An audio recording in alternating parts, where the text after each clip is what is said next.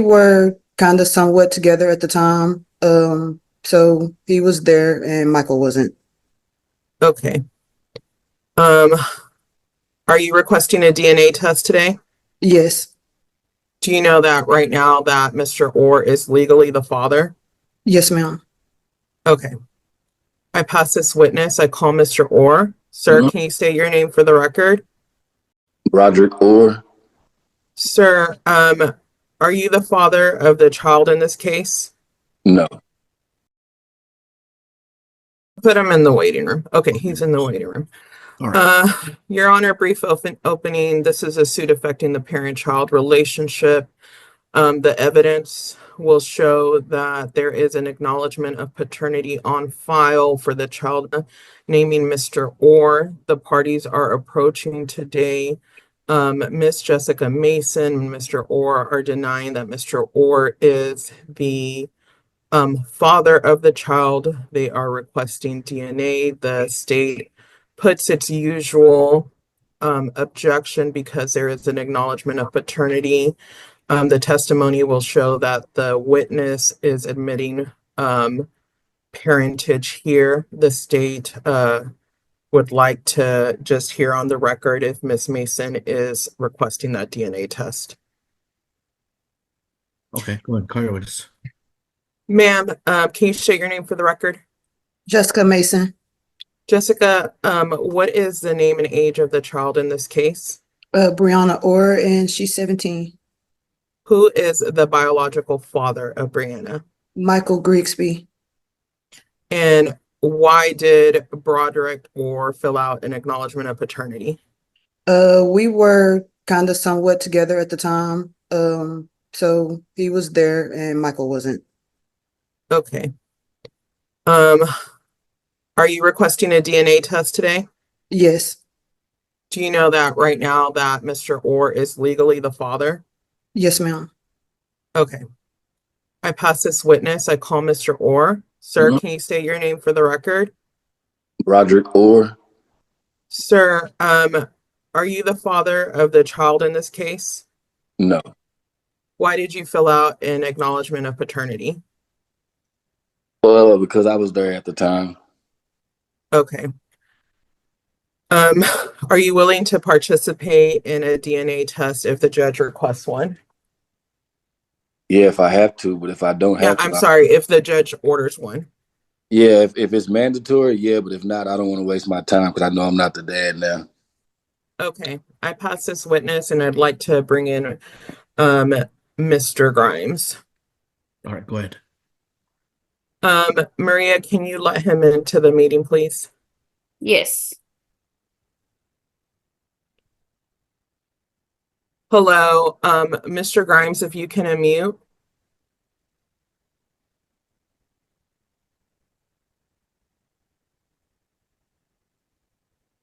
I got it. Okay, yes, ma'am. Can you state your name for the record, sir? Michael Grigsby, Grigsby. And I apologize, I said Grimes earlier, but it's Mr. Grisby. Sir, did you hear, sir, are you the father of Brianna, the child in this case? Yes, I took the blood test. Like I told you, we sent it off and it came back and said that yes, that I was. Was that DNA test through Walgreens? Yes, Walgreens, when you do the swab, we did it at my house where you swab and send it off and they send you the results. Okay, thank you. I pass this witness. Just a brief close. Your Honor, I would ask for a ruling on the parties' request for a DNA, maintaining the usual objection. State rest and close. All right. Well, it sounds idiotic to sign a paper just because you're dating somebody that's pregnant or having a child. I just don't understand that. It makes no sense at all. That's dumb. I don't know any other word to say it other than that's just dumb. You should never sign off on a paper saying you're the father if you're not the father. And you definitely shouldn't wait 17 years to figure it out.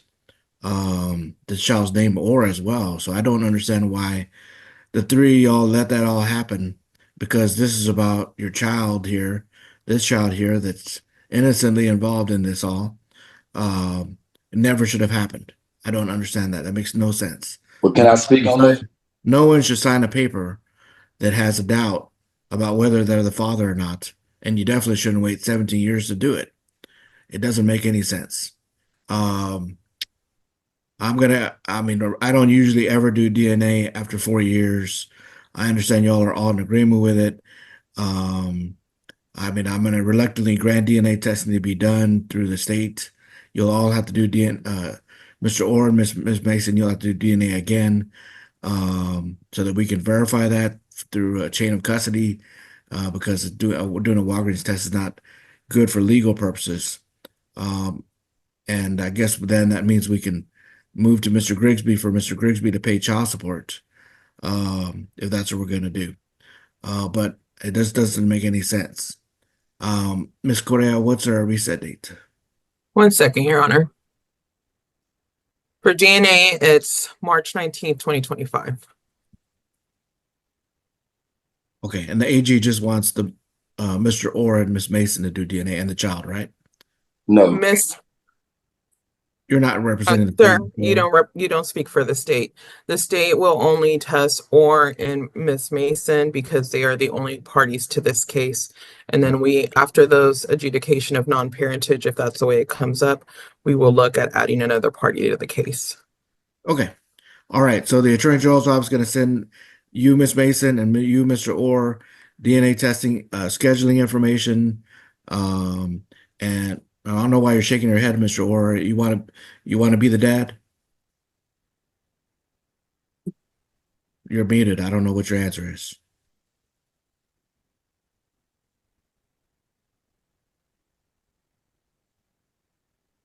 Mr. Orr? no, I don't want to be the dad. Oh, okay. Oh, I thought you wanted to be the dad because it'd be a good case for us not to do DNA. All right. So we're going to send you out DNA testing scheduling for y'all to do it. Mr. Grigsby, you're not doing DNA at this point because you're not a party to the case.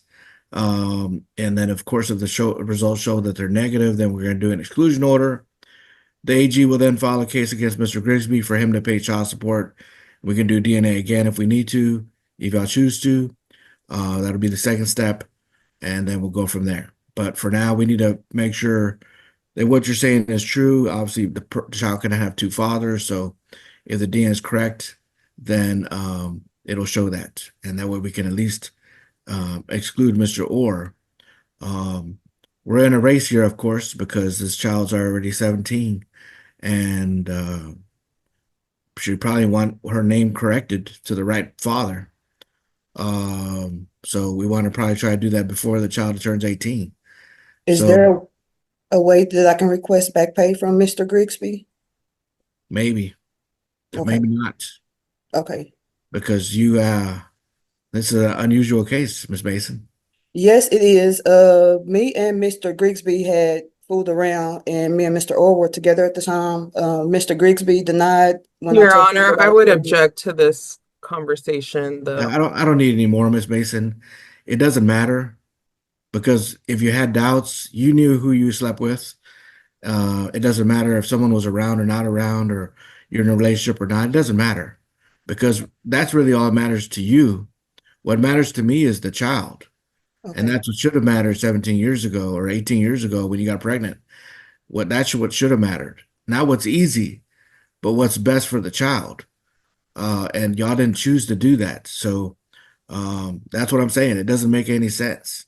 I understand the romantic part of it all, but I really don't care about your romance. I'm here about the child. And so, Mr. Grigsby also has a right to say, hey, I never knew I was a dad until I got the DNA test.